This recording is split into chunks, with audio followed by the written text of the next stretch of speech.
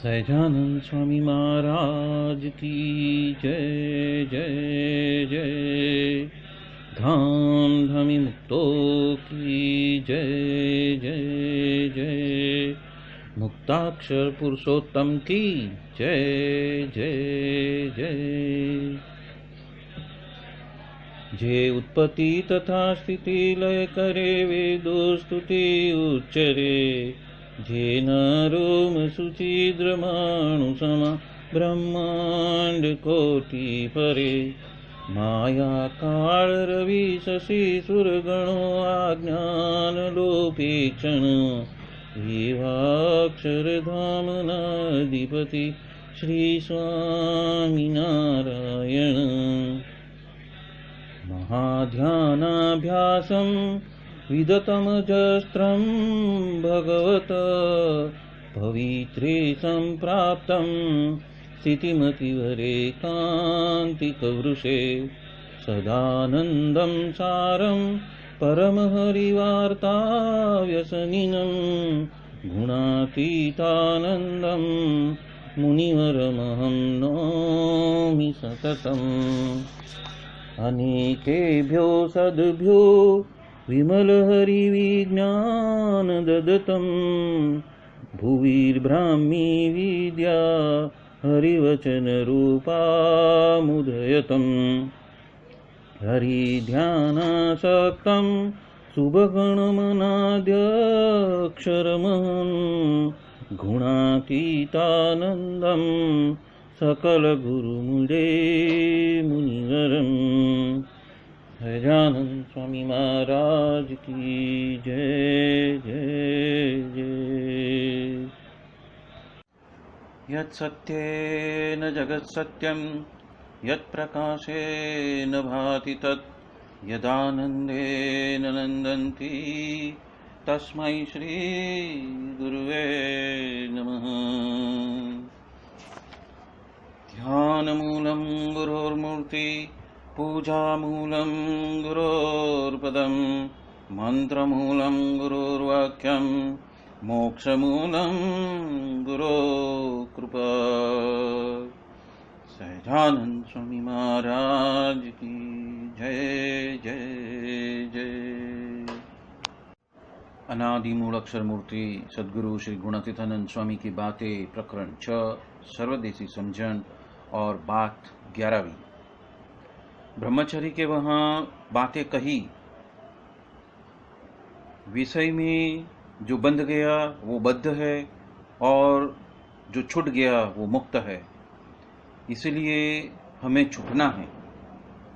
और यह देखो ना, यहाँ पे तो विषय का जोग नहीं है, उसके वजह से सब कुछ ठीक रहता है। पर जो बर्फी से भरे हुए 100 करंडिये यदि रोज आते हैं तो खाए बिना नहीं रह सकते। ऐसा ये जीव का स्वभाव है। इसलिए वो तो नहीं आए, वो ही अच्छा है। हम आज सबसे पहले लेते हैं विषय का विस्तृत अर्थ। इंद्रिय ग्राह्य पदार्थ को विषय कहते हैं।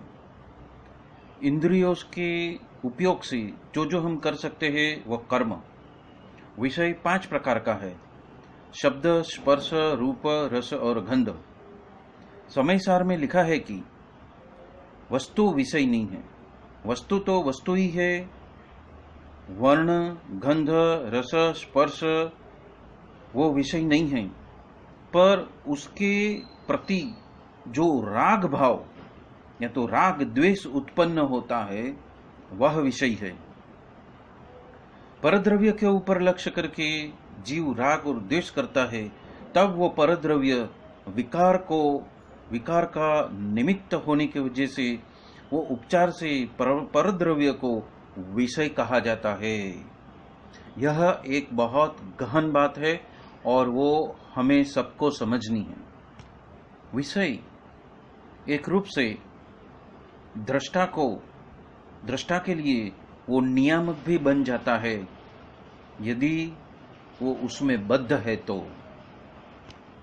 विषय का मतलब सब्जेक्ट भी होता है, यानी बाबत भी होती है, या तो वस्तु भी है मतलब ऑब्जेक्ट भी होता है, मजकूर भी है, वो प्रकरण भी कहा जाता है, या तो उसे मुद्दा भी कहा जा सकता है। उस विषय को भोग्य पदार्थ या तो भोग का साधन भी कहा जा सकता है। उसे मन का विकार या तो इंद्रिय का विकार या तो काम भोग भी कहा जा, उसे मनोवृत्ति, विचारणा या तन्मात्रा भी कह सकते हैं। यहाँ पे जो विषय की बात कही गई है वो एक विस्तृत रूप से कही गई है, जिसमें जो जीव है वो उसका अधिपति बनने की बात करता है। वो अपने अहम ममत्व के वजह से वो मेरा या पराया की परिभाषा को परिलक्षित करता है, उसे विषय कहते हैं।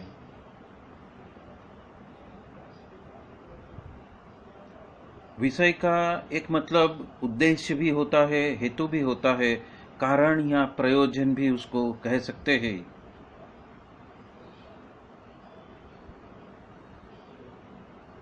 अभी हम बद्ध का मतलब देख लेते हैं।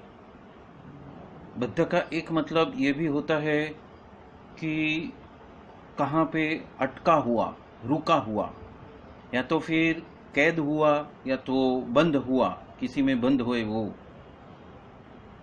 या फिर उसको दबा हुआ, मतलब कि प्रत्यक्ष में हाजिर नहीं है, वो भी कह सकते हैं।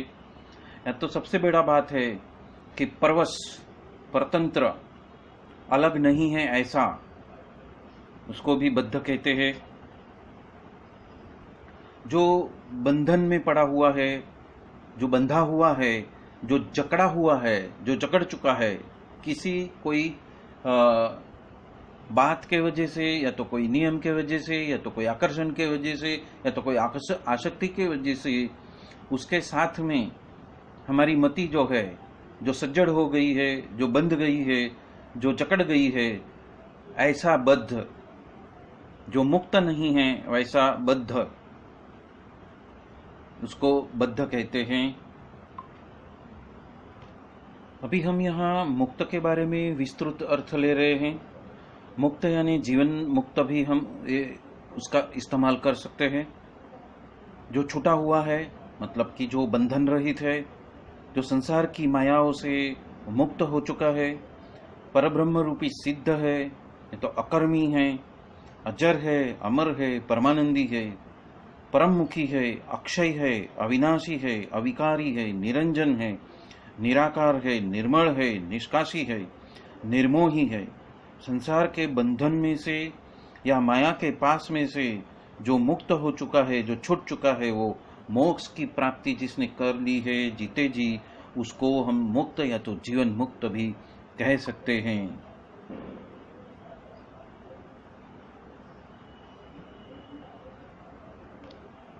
मुक्त यानी कि जो दैवी अंश के साथ में एकाकार हो गया, उसे भी हम मुक्त कह सकते हैं।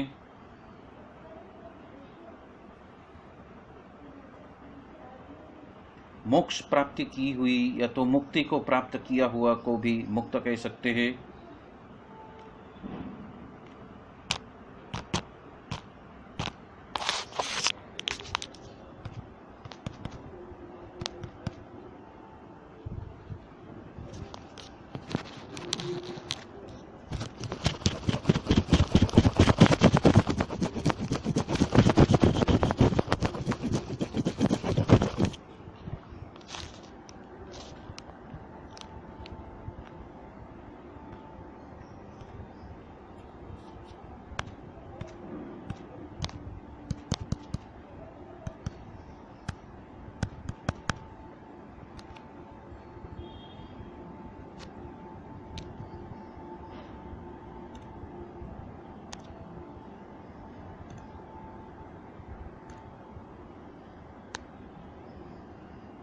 जैन शास्त्र के अनुसार दो प्रकार के जीव है, उसमें से एक प्रकार का मुक्त जीव, एक बद्ध जीव है तो एक मुक्त जीव है। उपरांत जैन संहिता के हिसाब से उसे परमेश्वर, परमात्मा, सिद्ध भगवान जो सर्वदा अशुद्धियों से अलग होता है और सर्व मुमुक्षुओं को क्लेश से मुक्त करा सकते हैं, उसे भी मुक्त कहा गया है। जिसको मोक्ष प्राप्त हो चुका है उसे भी मुक्त कहा जाता है। संत या साधु को भी मुक्त कहा जा सकता है। संसार के बंधनों से मुक्त हुआ आत्मा, उसे भी मुक्त या तो जीवन मुक्त कहा जाता है। जो स्वतंत्र है, अमर्याद है, अवश है, अबद्ध है, उसे भी मुक्त कहा जाता है। जो आनंदित है, खुशी को हमेशा अविरत प्राप्त किया हुआ है, उसे भी मुक्त कहा जाता है। जो बंधन रहित है, माया से मुक्त हो चुका है, परब्रह्म रूपी जो सिद्ध है, अकर्मी है, अजर है, अमर है, परमानंदी है, परममुखी है, अक्षय है, अविनाशी है, अविकारी है, निरंजन है, निराकार है, निर्मल है, निष्कासी है, निर्मोही है और संसार के बंधन से उपरांत माया के पास में से जो छूट चुका है, जो मोक्ष प्राप्त कर चुका है, वह है मुक्त।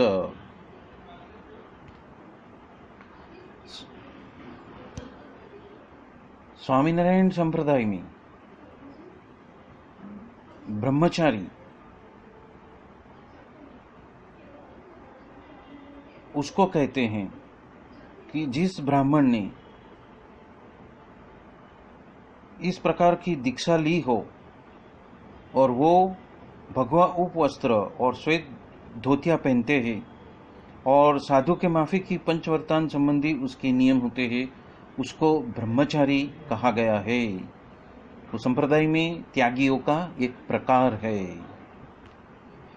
स्वामीनारायण संप्रदाय की भाषा के अनुसार विषय यानी 5 ज्ञानेंद्रिय कान, त्वचा, आंख, जीभ और नाक के द्वारा ग्रहण होते हुए, मतलब जिसका अनुभव हम लेते हैं, वैसे शब्द, स्पर्श, रूप, रस और गंध, ये जो 5 गुण हैं, उसे हम विषय कहते हैं।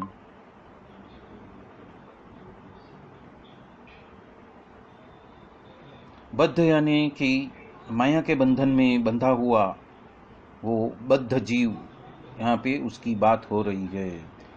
स्वामीनारायण भगवान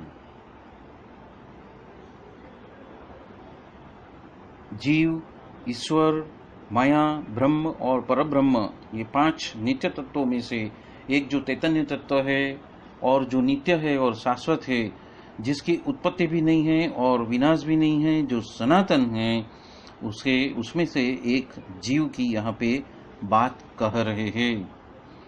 ये जीव असंख्य है, स्वरूपतः अणुव्रत सूक्ष्म है, अच्छेद्यादि लक्षण युक्त है, ज्ञान स्वरूप है, ज्ञाता है, अनादिकाल से माया से बद्ध है, शुभ शुभ कर्म का कर्ता और तेते कर्म फल का भोक्ता भी है, उसे जीव कहा है। और इस जीव की जो आदत है, जो जन्म जन्मांतर से उसके साथ में चली आई है, अरबों खरबों जन्म जन्मांतर से, जहाँ पे उन्होंने न जाने कितने शरीर रूपी खोलिए का उसने रूप रंग बदला हुआ है, वैसे जीव का स्वभाव की बात यहाँ पे कहते हैं। तो ये जीव के स्वभाव से ऊपर उठने के लिए यहाँ पे गुणातीतानंद स्वामी बात कर रहे हैं। यह 11वीं बात में गुणातीतानंद स्वामी मुक्त की बात कर रहे हैं, जो माया से मुक्त हो गया, जो जीवन मुक्त हो गया, उसकी बात कर रहे हैं। और प्रकरण 2 की 24वीं बात में उन्होंने कहा है कि सभी क्रिया करने में तो नाशनपणा का अनुसंधान रखना, तो दुख उत्पन्न नहीं होएगा, और सत्पुरुष का राजीपा जिस तरह से सत्संग के वजह से होता है, ऐसा पदार्थ के वजह से नहीं होता है। और कई तो अपने चेला चेलियों में बंध जाते हैं और 5-10 में क्यों न बंधन हो जाता है, और कई व्यक्ति तो व्यक्तियों में नहीं बंधाते हैं, वो तो अति समर्थ की बात है। ये सिद्धांत बात यहाँ पे गुणातीतानंद स्वामी कह रहे हैं। प्रकरण 2 की 57वीं बात में गुणातीतानंद स्वामी कहते हैं कि जो विषय में बंधा हुआ है उसका जो स्वभाव है वो बार बार अपना मनचाहा ही कार्य करता है, और इसलिए यहाँ पे हिदायत दी है, यदि जो भक्त है वो यदि अपना मन चाहा करने का एक साइड में रखकर, एक बाजू में रखकर यदि संत कहते हैं तो वो अधिक है, और संत कहते हैं यदि ऐसा करते हैं तो वो निर्गुण है, और यदि मन चाहा ही करते रहता है तो वो सगुण है। और ये त्यागी जो बैठे हुए हैं उसमें भी आधे तो मन चाहा ही करते होंगे, और गृहस्थ भी कितने तो मन चाहा ही कर रहे हैं, और जिसका 10 लोगों ने प्रमाण किया है वही सच्चा कहलाता है, पर यदि एक कहता है तो उसका प्रमाण नहीं है। तो यहाँ पे जिसकी बात कही है कि जो ब्रह्मचारी इस रीत से यदि वर्तन करते हैं तो ही उनका जो जीवन है वो मुक्त जीवन बन सकता है। उसके आगे बात नंबर 64 में कहते हैं कि भगवान के जो बड़े साधु है उसके आगे झुक जाना, और अपनी खुद की जितनी भी समझ है उसको छोड़ देनी, और वो तो बहुत दयालु है और वो रक्षा भी करते हैं। मन को मारना और उसका कहा न करना वो ही एक भक्त की परिभाषा होनी चाहिए। ये बात यहाँ पे गुणातीतानंद स्वामी कहना चाहते हैं। प्रकरण 5 की 47वीं बात में स्वामी कहते हैं कि मन के मुताबिक यदि भजन और भक्ति करते हैं तो उसमें अंतर में शांति प्राप्त नहीं होती, पर भगवान और साधु के कहे मुताबिक यदि वो करते जाता है भजन और भक्ति तो उसके वजह से उसको शांति प्राप्त होती है। प्रकरण 5 की 180वीं बात में गुणातीतानंद स्वामी कहते हैं यदि मन को ही आधार बनाकर यदि वो साधन करता है तो तब तक मन का जो राज्य है वो टलता नहीं है, और इसीलिए भगवान व साधु कहते हैं ऐसे करना। 11 नियम में रहना, उसके वजह से मूल सकट उसका नाश होता है, और इसीलिए फल फूल होते ही नहीं हैं। और ये कार्य तो ऐसा है कि बल से आप जीत नहीं सकते, पर उसको कल से जीता जाता है। और उसके ऊपर सारंगपुर 7 का वचनामृत जो नैमिषारण्य का है वो पढ़वाया। प्रकरण 5 की 215वीं बात में स्वामी कह रहे हैं 3 जन सुखी है। एक तो बड़े साधु कहे बस वैसा ही करता जाए, या तो दूसरा जो मन का कहा जो माने ही नहीं वो ज्ञानी है और उसको तो कुछ चाहिए भी नहीं, वो सुखी है।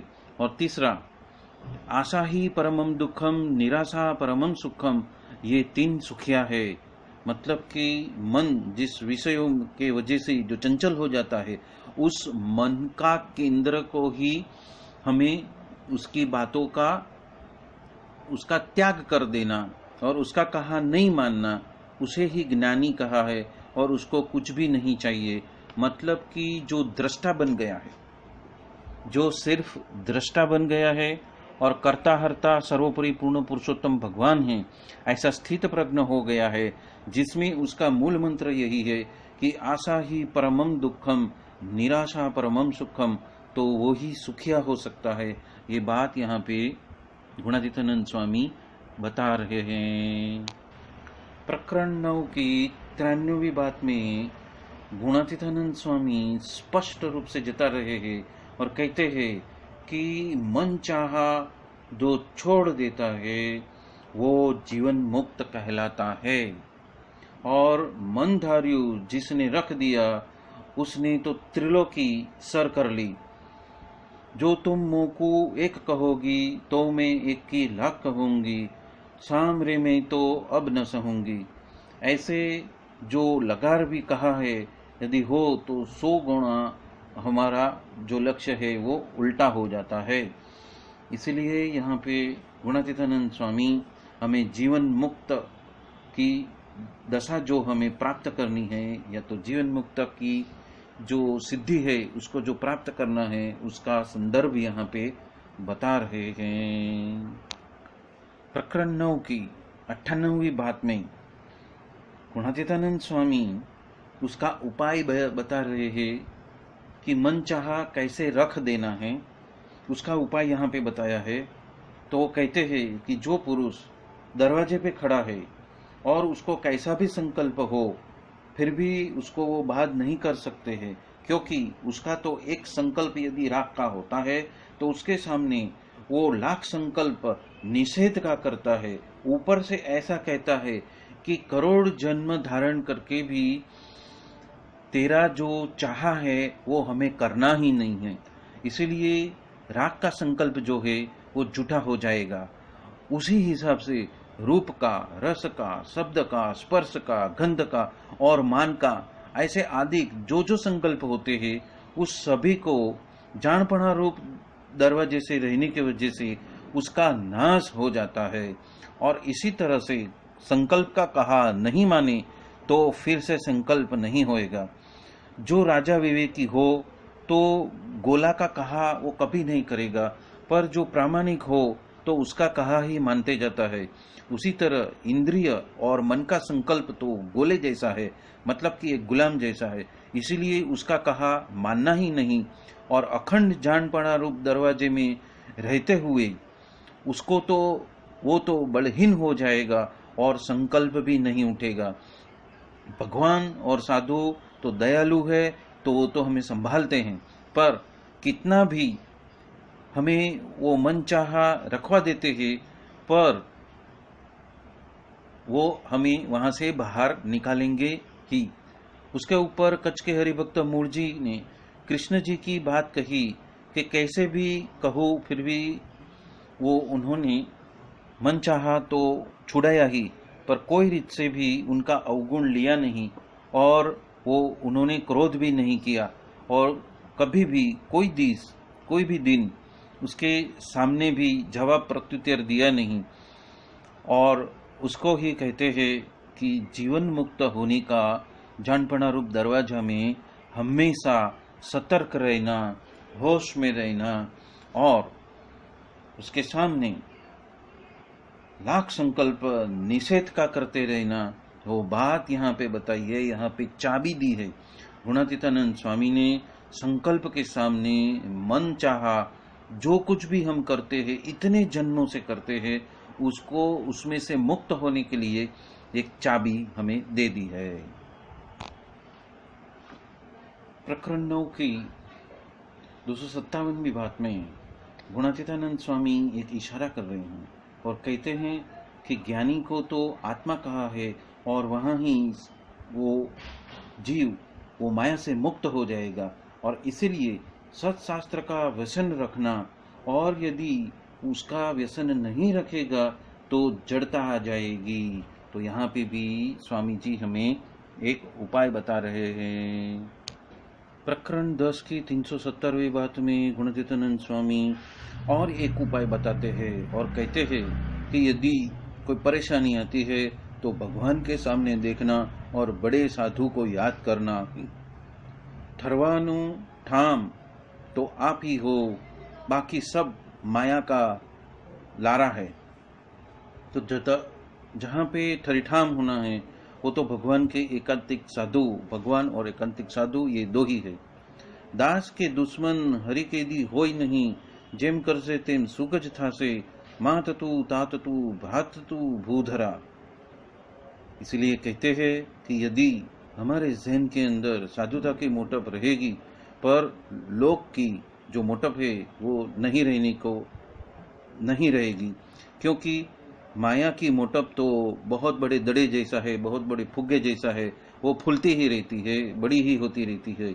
और यदि करोड़ व्यक्तियों को भी सत्संग करा के जो मन का गुलाम ही है और मन कहता है वैसे ही वो चलित होता है, तो मंदिर, आचार्य, साधु या सत्संगी का अवगुण लेकर वो विमुख होकर चला जाएगा। ये हिदायत यहाँ पे गुणातीतानंद स्वामी कह रहे हैं और उपाय भी दे रहे हैं। प्रकरण 11 की 286वीं बात में भी महाराज कहते हैं कि मन के द्वारा जो चलित नहीं होता है और उसका कहा नहीं मानता है, वो ही सच्चा ज्ञान है।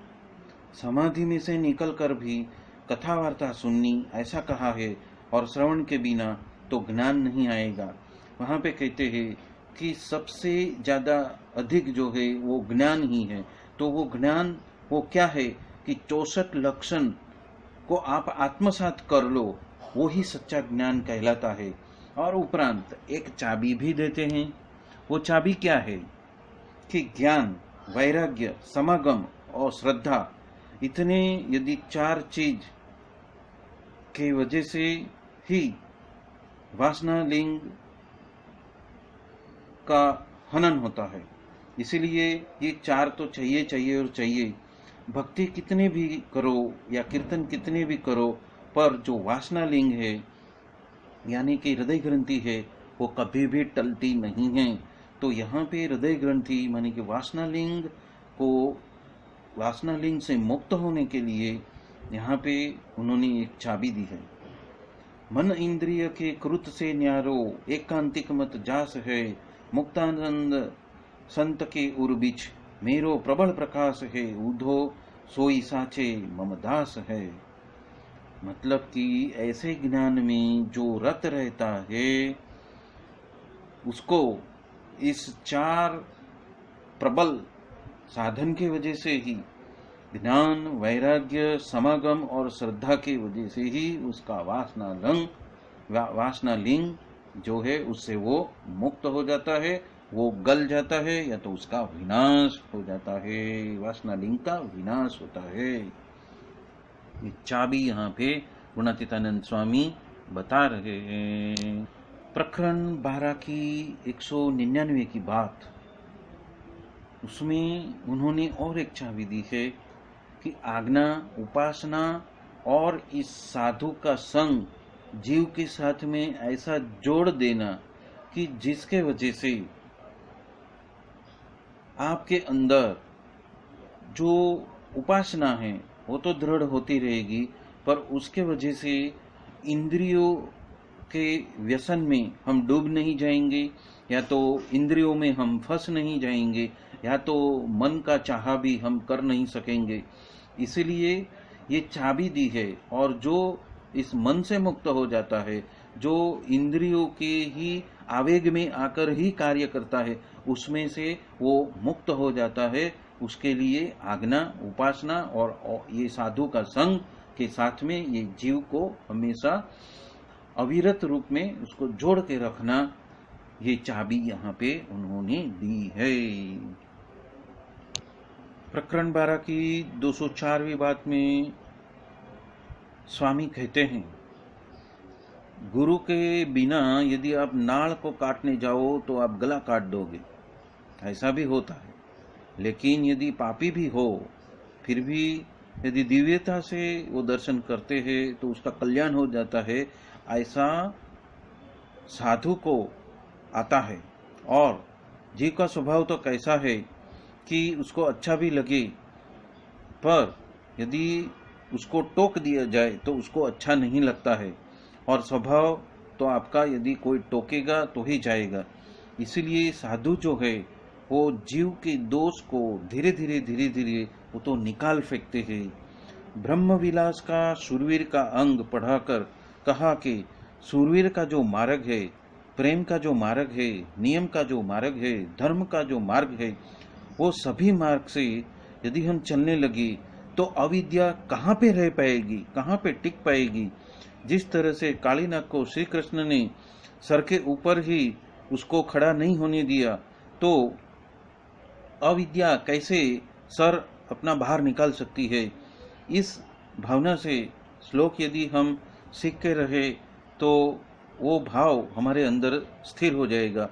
और यदि ये बात हमारी समझ में आएगी तो पातशाहीपना जो है वो हम ग्रहण कर लेंगे, और ये नहीं तो ये विषय के अंदर ही हम फंसे हुए रह जाएंगे। प्रकरण 12 की 81वीं बात उसमें कहते हैं कि भगवान तथा संत जो कहते हैं वो ही निवृत्ति है, और उसका कहा मानना तो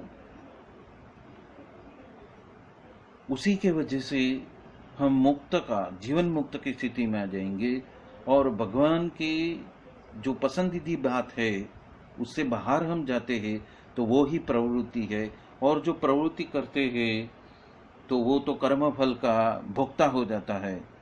और इसलिए यहाँ पे कहते हैं कि जो खरे खरे भगवान, जो सच्चे सच्चे भगवान के भक्त है, वो उनकी जो पसंदीदा बातें हैं उसमें ही राजते हैं, तो उसको कुछ करने का बाकी नहीं है।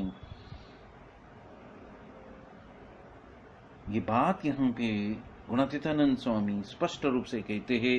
ये भी एक चाबी है, जिसको समझ में आ गई वो पार हो जाएगा। इसलिए गुणातीतानंद स्वामी स्पष्ट रूप से प्रकरण 6 की 11वीं बात में स्पष्ट रूप से कहते हैं कि जो विषय के अंदर ही छटपटा रहा है, या तो जो विषय के अंदर ही रत है, उसी को ही बद्ध कहा है। और उस विषयों से जो मुक्त हो जाता है, विषयों को जो छोड़ देता है और ज्ञान की वजह से वो छूटता है, या तो भगवान या साधु की आज्ञा में आज्ञा का पालन करके ही जो आगे चल रहा है, वो ही मुक्त हो सकता है, जीवन मुक्त हो सकता है, वो विषयों से छूट सकता है। ये बात यहाँ पे गुणातीतानंद स्वामी कह रहे हैं। कठोपनिषद में एक बहुत स्पष्ट रूप से जीवन मुक्ति की बात कही है। हमारा ध्येय मुक्ति नहीं पर जीवन मुक्ति होना चाहिए। जीवन या मृत्यु में से मुक्ति नहीं, परंतु जीते जी ही मुक्ति। जीवन ऐसा जिया जाए कि उसके दरमियान अनुभव में आने वाली जो मुक्ति है, जो अहम भाव है, जो वासना है, जो अहम ममत है, उसमें से मुक्त प्रभु परायण स्थिति को ही जीवन मुक्त कहा गया है, जीवन मुक्ति की स्थिति कही गई है। वो बात हमें दृष्टिगोचर रखनी चाहिए। वो बात है, वो जीवन मुक्ति की बात है। सती लोयण एक जीवन मुक्त योगी थी, और उसका एक भजन है, जीरे राणी मूળ વાસના જેની બ્રહ્મમાં ભળી હો જી, એનું નામ જીવન મુક્ત યોગી રે હા। જી રે રાણી સંકલ્પ વિકલ્પ જેના સમાઈ ગયા છે જી, એ પોતે છે બ્રહ્મરસ ભોગી રે હા। જી રે રાણી કેવળ અભ્યાસી પરિપૂર્ણ પોતે જી, 8 પહોર સમાધિમાં રહેવે હા। જી રે રાણી ચિત્ત સંવેદન જેનું સમાઈ ગયું છે જી, એ તો અક્ષરાતીત કહાવે હા। जी रे राणी वाद विवाद जेनो मटी रे गयो छे जी, ए तो पूर्ण ब्रह्म छे पोते हाँ। जी रे राणी अनहद गरमा जेनी सुरता रमे छे जी, एनी कळनव जड़े जाते हाँ। सैरलेसीनी चेली सती लोयण बोलिया जी, त्यारे आप मां आप समायो रे हाँ। तो ये भी जीवन मुक्त की एक बात भजन के माध्यम से सती लोयण ने भी बताई हुई है। द डिवाइन लव सोसाइटी के स्वामी कृष्णानंदा है, उन्होंने मोक्ष गीता लिखी है, और उस मोक्ष गीता में जीवन मुक्ति का जो लक्षण है, या तो जीवन मुक्ति की जो स्थिति है, द स्टेट ऑफ जीवन मुक्ति, उसके बारे में बताया गया है। और यदि मुमकिन है तो उसकी लिंक मैं डिस्क्रिप्शन में नीचे दे दूंगा।